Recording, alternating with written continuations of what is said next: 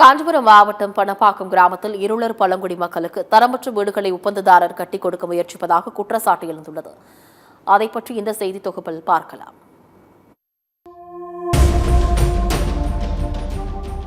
நாட்டின் மிகவும் பாதிக்கப்படக்கூடிய பழங்குடி மக்களின் சமூக பொருளாதார நிலையை மேம்படுத்துவதற்காக பல திட்டங்களை மத்திய மாநில அரசுகள் செயல்படுத்தி வருகின்றன. அந்த வகையில் மத்திய அரசால் பிரதம மந்திரி ஜன்ஜாதி ஆதிவாசி நியாயமகா அபியான் என்ற திட்டத்தின் கீழ் 2,07,000 ரூபாய் மதிப்பீட்டில் சுமார் 300 சதுர அடியில் தனி கான்கிரீட் வீடுகளை கட்டிக்கொள்ளும் திட்டம் செயல்படுத்தப்பட்டு வருகிறது.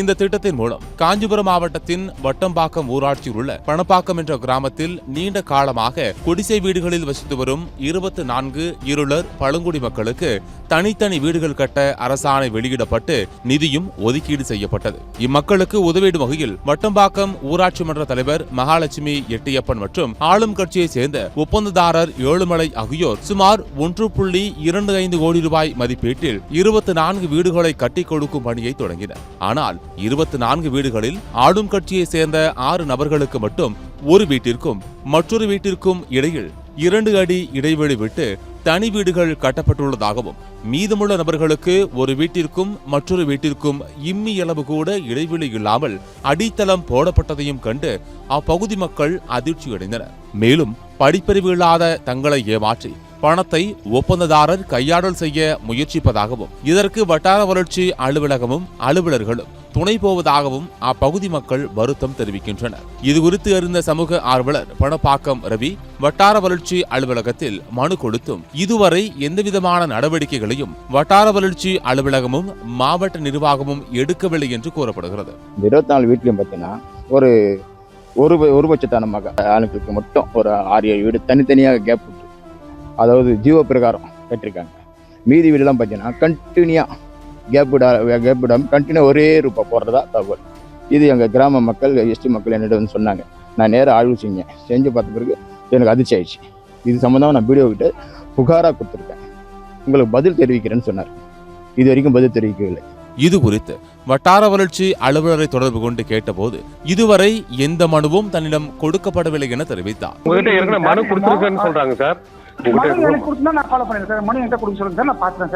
செப்டி டேங்க் வந்து வெறும் 3 அடி தான். ஆனா இப்ப மழையில நிறைஞ்சிருது. திரும்ப அது வந்து யூஸ் பண்ண முடியாது. 3 அடியில செப்டி டேங்க் எப்படி பயன்படும்? பில்லருக்கு வரக்கூடிய கம்பி துண்டு துண்டாதான் ஜாயின் பண்றாங்க. ஒரு ஸ்ட்ரெயிட்டா வரல அதுல அப்படின்னு ஒரு சொல்றாங்க. அதனால உங்களுக்கு கேட்கிறேன். வட்டம்பாக்கம் முன்னாடி சார் பணப்பாக்கம். இந்த நிலையில் தங்களுக்கு 2 அடி இடைவெளி விட்டு தனித்தனி வீடுகளை கட்டிக் கொடுக்கவும் முறையான கழிவுநீர் தொட்டியை ஏற்படுத்தி தரவும் உறுதியான அடித்தளம் மற்றும் மேல்தளம் அமைத்து கொடுத்தால் மட்டும்தான் தாங்கள் குடியேறுவோம் என வலியுறுத்தி வருகின்றனர். எனவே தமிழ்நாடு அரசும் மாவட்ட நிர்வாகமும் உடனடியாக நேரில் ஆய்வு செய்து தரமான தனித்தனி வீடுகளை கட்டித்தர உரிய நடவடிக்கைகளை மேற்கொள்ள வேண்டும் என கோரிக்கை விடுத்துள்ளனர் இருளர் மக்கள் மற்றும் சமூக ஆர்வலர்கள். இப்ப இங்க என்ன நடக்குதுன்னா, தனித்தனியா கட்ட வேண்டிய வீடை வரிசையா கட்டுறாங்க. பின்னாடி கட்டப்பட்ட பாத்ரூமோட வேஸ்டேஜ் வெளியே எடுத்துட்டு வரதுக்காக பழுப்பு போட முடியல, ஜன்னல் வைக்க முடியல, படி கட்ட முடியாது. ஒரே ரூப்ல போடுறதுனால ஒரு டேமேஜ் ஆச்சுன்னா மொத்தமும் வந்து இடிச்சு விடுற மாதிரி இருக்கும். பல பிரச்சனைகள் இருக்கு. எங்களுக்கு 2 அடி வழியாச்சு விட்டு தனித்தனியா வீடு வேணும்ன்றது மக்களோட கோரிக்கை. ரூப்பு போட்டு முடிச்ச ஒரு 5 வீடு பார்த்தீங்கன்னா இப்பவே ஒழுகிட்டு இருக்கான். அதையும் வந்து சரி பண்ணிட்டாங்க அப்படின்னு சொல்றாங்க. பட் சரி பண்றதுக்கு முன்னாடியே குவாலிட்டியா பண்ணணுன்றது தான் எங்களோட கோரிக்கை. ஏன்னா இல்லாத பட்டவங்கன்னு வரும்போது அவங்க தனியா எதுவும் செய்ய முடியாது. மக்களுக்கு ஒதுக்கப்பட்ட காசு கரெக்டா பயன்படணும் அப்படின்றது தான் எங்களோட கோரிக்கை.